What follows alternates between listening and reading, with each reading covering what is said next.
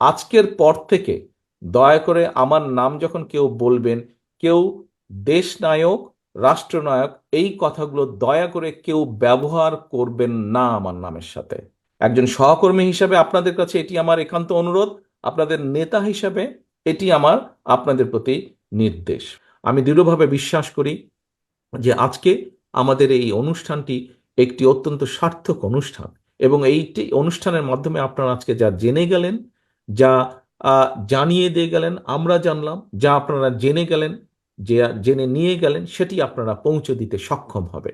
এভাবেই আমরা ইনশাল্লাহ দলকে গড়ে তুলব, এবং দলের সংগঠনের মাধ্যমে জনগণকে সচেতন করার মাধ্যমে আমরা ইনশাল্লাহ দেশকে গড়ে তুলব।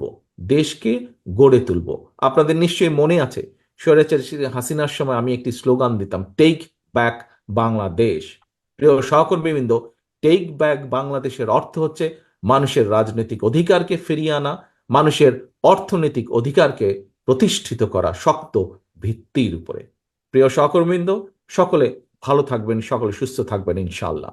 পরিশেষে আপনাদের সকলের কাছে আমার একটি অনুরোধ, আপনাদের সহকর্মী হিসাবে আপনাদের কাছে এটি আমার অনুরোধ, আপনাদের নেতা হিসাবে আপনাদের প্রতি এটি আমার নির্দেশ।